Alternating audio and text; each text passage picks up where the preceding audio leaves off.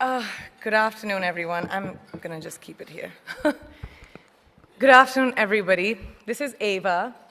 She's 16 years old.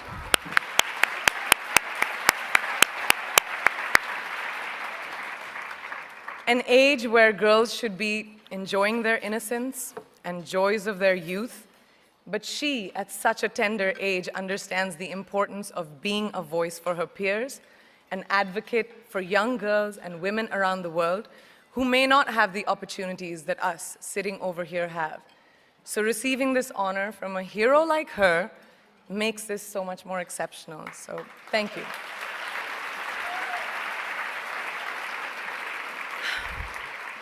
Good afternoon, and thank you, and wow, I am so privileged and so honored to be sharing this afternoon with all of you and these incredibly amazing women that are being honored today.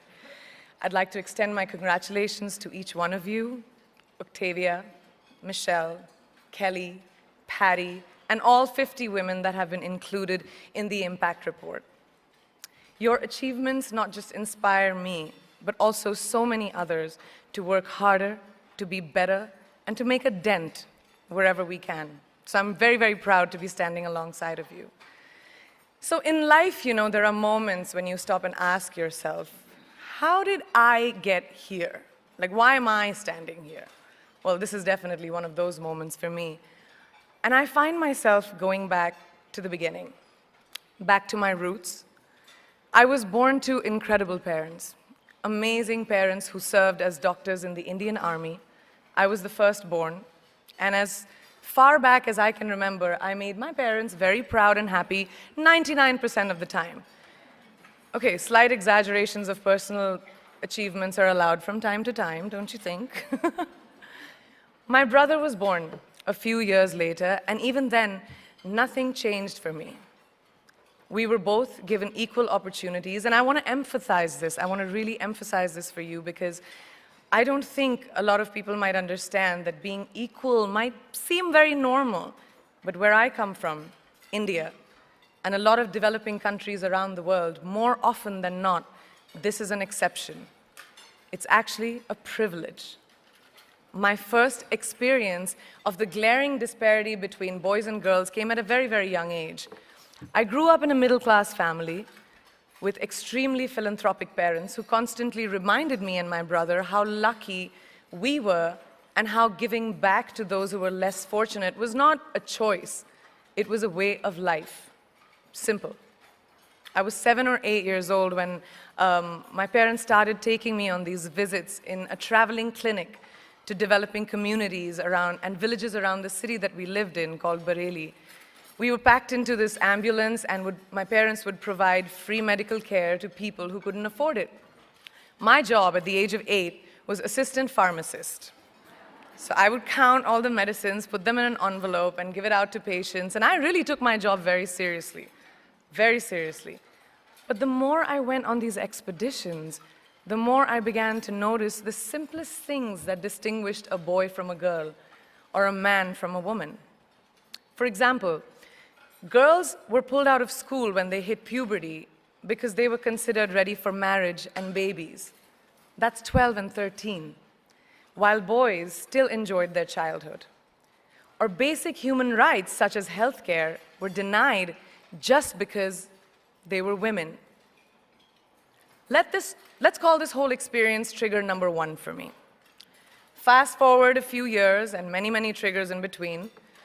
Like a producer-director, for example, early on in my career, I must have been about 18 or 19, telling me that if I didn't agree to the ridiculous terms or painfully low salary in his movie, that he would just replace me. Because girls are replaceable in the entertainment business. That was a memorable one. Made me decide to make myself irreplaceable. But I think what really moved the needle for me and ultimately led me to create the Priyanka Chopra Foundation for Health and Education and around the same time partner with UNICEF was an encounter with my housekeeper's daughter. About 12 years ago, I came home from set early one day and she was sitting in my library reading a book. And she must have been 8 or 9 years old and I knew she loved reading.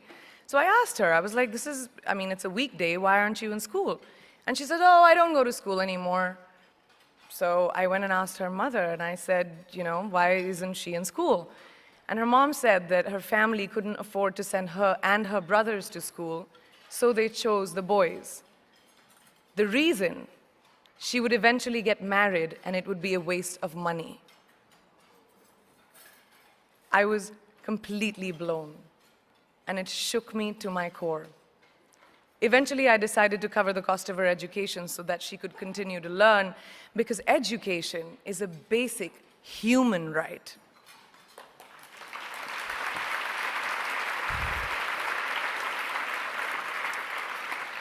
And a huge necessity, especially today.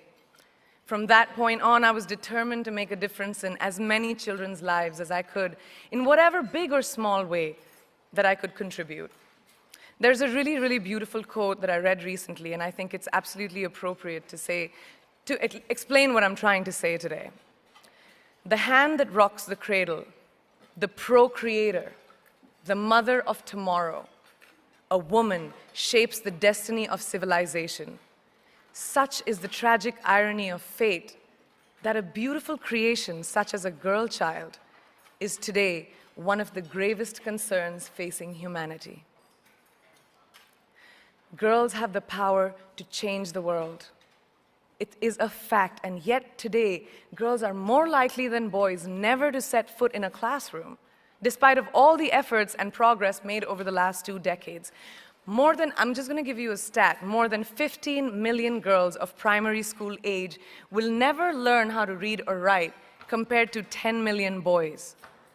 Primary school, it's the beginning of our future. Over the last 11 years, I have witnessed firsthand the incredible work that UNICEF does for children around the world, especially victims and survivors of child marriage, displacement, war, sexual violence. But there is still so much work to do.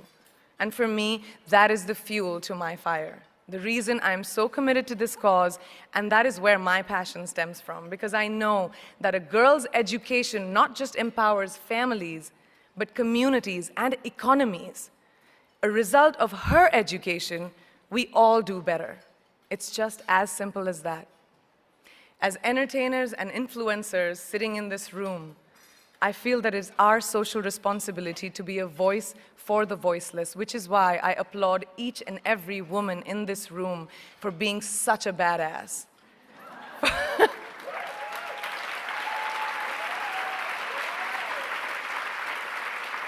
For using your platform and your voice to contribute to change, and for ensuring that there is not even one lost generation as long as we are alive.